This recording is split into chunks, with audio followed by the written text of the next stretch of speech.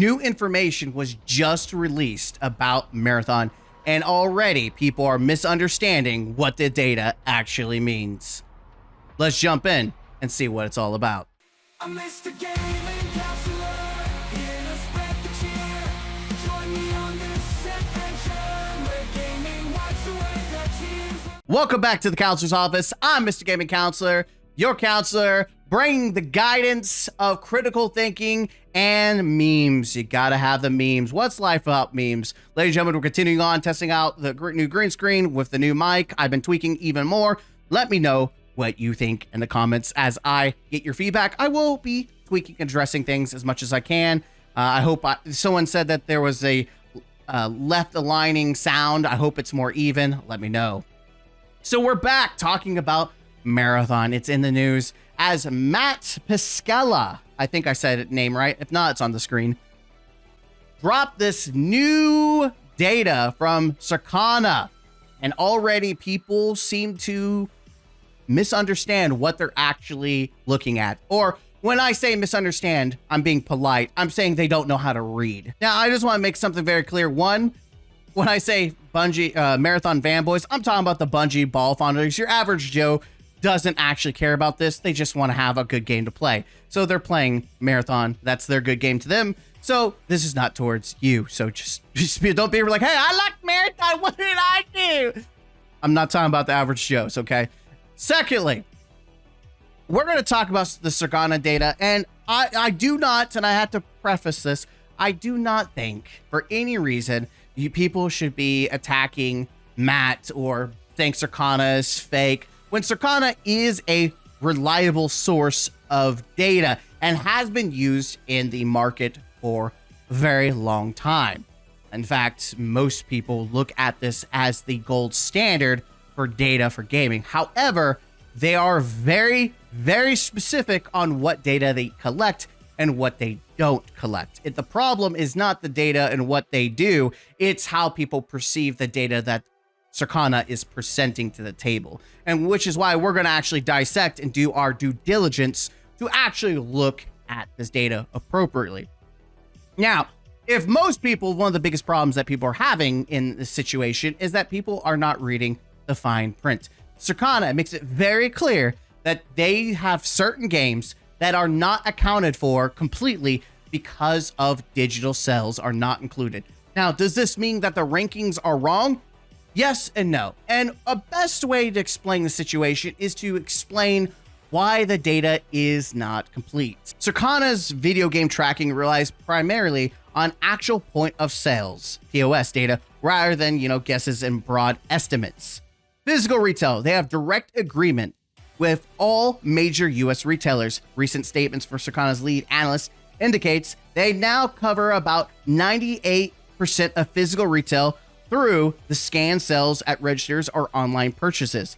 Any game scanned as sold shows up in their data. So physical data, pretty accurate if it's coming from the scans themselves. Digital sales. Now this is where things get tricky, and this is where the yes and no comes from, because Circana does not accurately show digital sales, not because they're trying to be, devious or diabolical. The simple reason is because retailers just don't want to give that information to them. The digital sales, these come from a panel of publishers who voluntarily share their US digital download, DLC, microtransaction, and subscription data. As in Electric Arts participants, Nintendo does not share its full digital sales. Charts are often labeled as combined physical, and panel participating publishers track digital sales. Now, as we said, the Circana does absolutely have its limitations. It's not perfect data. Not every publisher participates in disclosing their full digital sales. Nintendo is the perfect example of this. It does not share its digital sales, so those figures are missing from the digital panel. This affects how complete certain ranks are, especially for Nintendo heavy periods. And a perfect example, and we're looking at the Circana charts comparing Marathon at number 6 overall, it actually really isn't number 6, because we know that Pokepia sold, the only information we have about Pokepia is that sold about 2 million copies within its first 7 days, or within 7 days, which is more than what we know Marathon has sold, which is 1.2. We'll get more to that data in a minute. But overall, Pokepia not fully accounted for, a very popular title, and has probably sold more than its first announced 2 million copies. Now, something to be mindful about Circana is that it reports rankings and dollars spent, but it does not actually tell you total copies sold because the publishers themselves control that data. Now, Circana's own analyst, Matt Piscatella, has noted the challenge. Digital revenue is now dominant, but publishers tightly control sharing, so he aims to frame the market in the most accurate way I can with the data available. Some people complain that reports give too little, others say too much. Now, that's something to be pretty noteworthy, right? This, like I said, it's not meant to be devious. They're doing the best they can. They're giving information what they have. It's more of a show and tell situation. You could be part of the club. We're giving you rankings. You don't give us the information. Well, this is the rankings without that information. Nintendo says, I'm good. I'm not giving you my digital sale data. So put me wherever you want. But we know that there are other games that are impacted by this data. Crimson Desert, we know, has sold almost triple the amount that Marathon has sold, and is actually probably in the top 5 of sales for March and for this year, overall bumping Marathon even farther down the chain, because most of the sales were digital. Another thing to consider is also games like Mugenic, which sold over 1 million, but it isn't even on the chart itself because it's digital only. Another one that was a perfect example is Slay the Spire 2, which sold 5.3 million within the first month, and it's not represented whatsoever on the Circana charts, either for the year or for the month of March.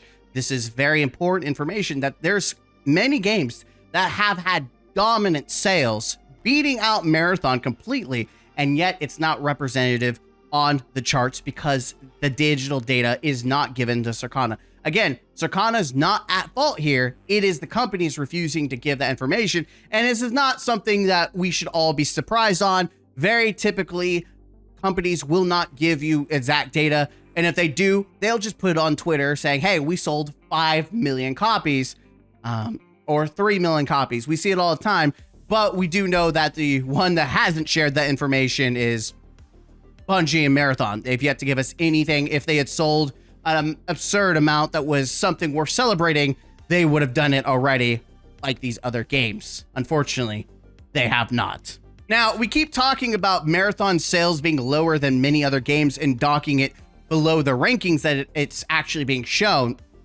Again, Marathon's total sales is being displayed for both digitally and physically. Now, we know from Alena Analytics that Bungie sold roughly around 1.2 million, which obviously that number, since it was released, has gone up, but probably not significant compared to these other games. But we do know Marathon sold 1.2 million, and that 70% was on Steam and Steam alone, versus lower numbers on PlayStation and other, Xbox as well. Now, that's noteworthy because people are pointing out that Marathon is top of the charts in PlayStation. How many games have come out specifically for PlayStation?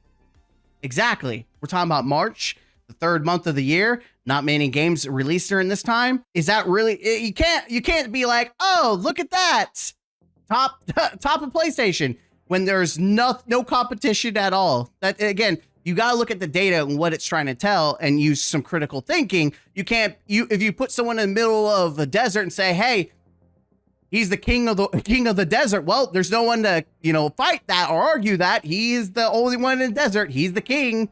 I'm sorry to tell you, you can't self-proclaim yourself being the top if there's no competition to give you a run for your money. But we know it's not just Alene Analytics just giving trust me bro data, one, because they're professional, and Circana, again, isn't actually giving you total sales, which, again, these are two different points of data. One gives you roughly money spent and total rankings, with not including digital sales from other titles skewing the rankings. But we got actual analytics about the sales itself, and we know 1.2. is roughly the correct answer, because this was also confirmed by Paul Tassi at Forbes by an inside source at Bungie. People think that the Circana data debunks that information, and it doesn't.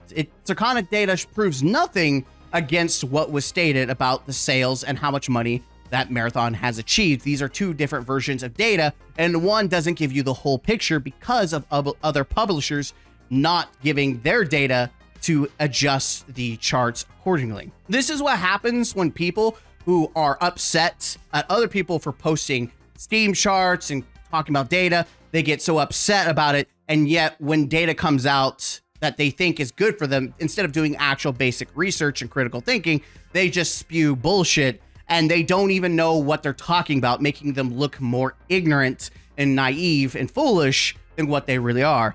You could live in La La Land and think that this is good. It's actually bad, because we already know that Sony is expecting Bungie to pop off with Marathon in the top 5 MPD, or what's now Circana, for the whole year. And they've already failed. Now, this data might be for Bungie's benefits. You know, we know May is coming up. I think it's May 6th or 8th, one of those days, that they're going to do a sharehold, call where Sony's going to talk about Bungie, most definitely. They're going to talk about Marathon and where it sits in the charts. Now, in this situation, if Sony's shareholders are just as retarded as the Bungie community, then Sony could totally spin this as a success, even though it's top 6 on this chart that isn't truly representative of the whole pie, just the pie that's been given. They could totally spin this as, a stopgap for now to show, hey, we're 3 months in and 4 months in. It'll be in May. It'll be 5 months in. We're 5 months in and we hit top 6. See, not top 5, but it's very close, huh? And you just hope that the stockhold, the shareholders are stupid and don't know how to read like Bungie fanboys, right? In that sense, you could totally get away with maybe not looking so bad in front of your shareholders. And who knows? We'll see. It's going to be an interesting experience, whether they're honest or they lie out their teeth. It's going to be interesting to see how Sony shapes the financial losses that they've gotten from Marathon and how much money they spent to try to lift this game up. I mean, we know that everyone is desperately trying to make Marathon sound like a financial success when clearly it's not. Two things can be true. For the niche group, it could be a success, and for the financial aspect, it's a failure. Most average Joes don't care if it's a financial failure. All they care about is if the lights stay on. That's all they care about. And while we're talking about it, this is why Stop Killing Games is great, because even if people like Sony say, you know what, we're shutting her down. Well, if Stop Killing Games is successful, games will last. Even if the servers are shut down, you could still play it. That's the dream. That's the goal, that you could actually own your game that you bought. But anyways, I'm Mr. Gaming Counselor. This is us looking at actual data, critical thinking about it, and not just jumping to the conclusion that, ooh, chart means it's good, even though you have to read the small print. Always read the small print, especially in contracts. This is where people get caught. They get caught lacking. Yeah, use your critical noggin. You'd be surprised what you can do. I'm Mr. Gaming Counselor. I'll see you guys in the next video. And as always, don't forget to game out. Zah!